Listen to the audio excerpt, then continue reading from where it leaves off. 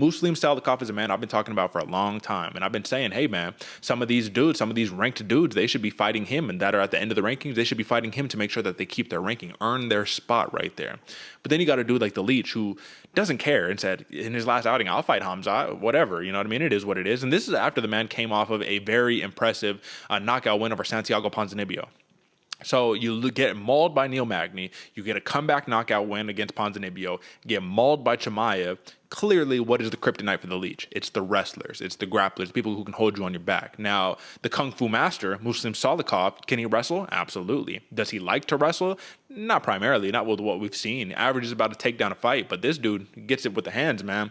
So here's my analysis, here's my breakdown, AJ, and I want you to tell me if you think I'm correct or if you have any pushback for me.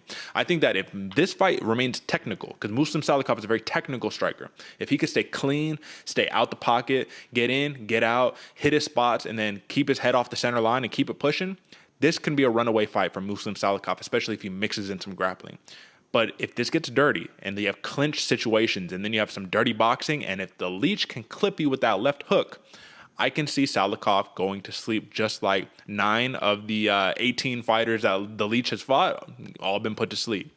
So the key to victory for the Leech, make it dirty, make it ugly, make it a scrap. The key for Muslim Salikhov, keep it technical, give him the Francisco Trinaldo treatment when he fought him in the last outing, and he just get out, keep going, don't get touched, man, outpoint him, outwin, just win the decision. So do you agree or what do you think? Yeah, no, I agree, man. That is hit the nail on the head with that description, because that's really the game plan for both guys going in. Now, the only thing that kind of gives me a little pause for concern for Salikhov is the fact that he's not as agile. He's like the Trinaldo. You don't think he's that. You look at him, you think he's a little old, but homeboy can move. He can get out. He can get out of the way. Salikhov, I feel like he's a little bit more of a plotter, a little young in the game, but he doesn't seem like he has a long fight career, but he's just, he's a little slower of the step than the Leech, at least. The Leech is very boundy. He has that wide karate stance. He keeps that left hand pawing forward, always moving, always doing his stuff, man. And I think he has that blitzy style a little bit more. He can maintain the range, but also, like you said, get on the inside, throw some dirty boxing. Things get a little gritty. The Leech is that kind of fighter, man. And Salikhov, I agree with you. Stays technical, he's going to look really, really good, especially with how he mixes up his kicks. Kung Fu Master, or the King of Kung Fu, is a very apt nickname because he does set things up very nicely. He has a very high fight IQ.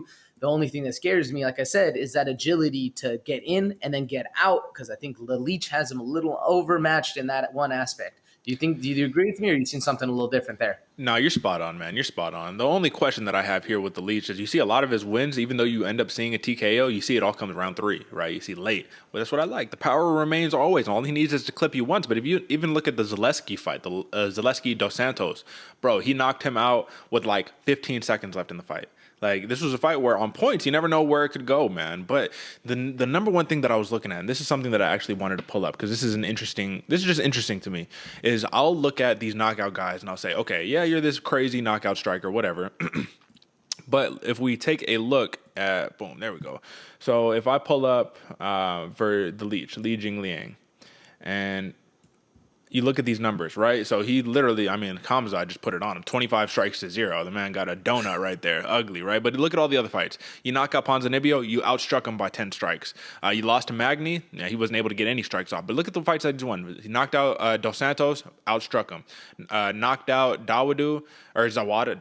Knocked out Zawada, outstruck him. All these dudes, it's like when these wins are coming, he's outstriking them. So the one sign that you don't want to see is the fighter who is losing the striking battle and just gets the knockout and ends up winning it, right? That's more pause for concern because you say, all right, well, at the end of the day, man, if you didn't get the knockout, you probably just would have got outpointed. So this is one of those situations where I have to ask you, do you think the Leech can outpoint Muslim Salikhov? Because I'll tell you right now, the odds makers don't. Look at that decision prop, plus 425 for the Leech, plus 160 for Salikhov. Do you think he can outpoint him? Not really, man, because Salikhov, he's technical. Like I said, he's setting things up. He's moving. He's playing chess in there. Or even if Li Jiang was also playing chess, Salikhov's playing 3D chess. He's thinking in different dimensions right here. And that's what gives me a little pause for concern. I agree. I think he's a little more technical, and you can see the odds makers agree with us as well. Yeah. So this is what it comes down to. This is my underdog play. Do I think Salikhov I mean, is rightfully so the minus 175 favorite? Absolutely. I do think he is. I think this dude's a stud. I think the combination of the experience of the Leech. Look at the last 5, man. Very impressive last 5. And then you look at the knockout power in his hands, where it seems like all he has to do is touch you, man, and he's at least rocking you, knocking you down, something like that. That's the edge that I'm giving the Leech. However, I do think a minus 175 money line hedge for Salikhov would be smart. You know what I mean? Just throw a little bit down just to kind of hedge that. But this is the upset play, and this is what I like to see right here, especially because he has a number next to his name. You know he wants to keep that number next to his name. Otherwise, this is going to be a huge leapfrogging spot for Salikhov. So let's talk the props, brother.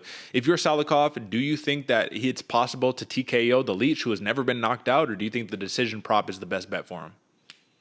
If you're going Salikhov, that decision, man, that plus 160 for the decision, that's the way to rock it.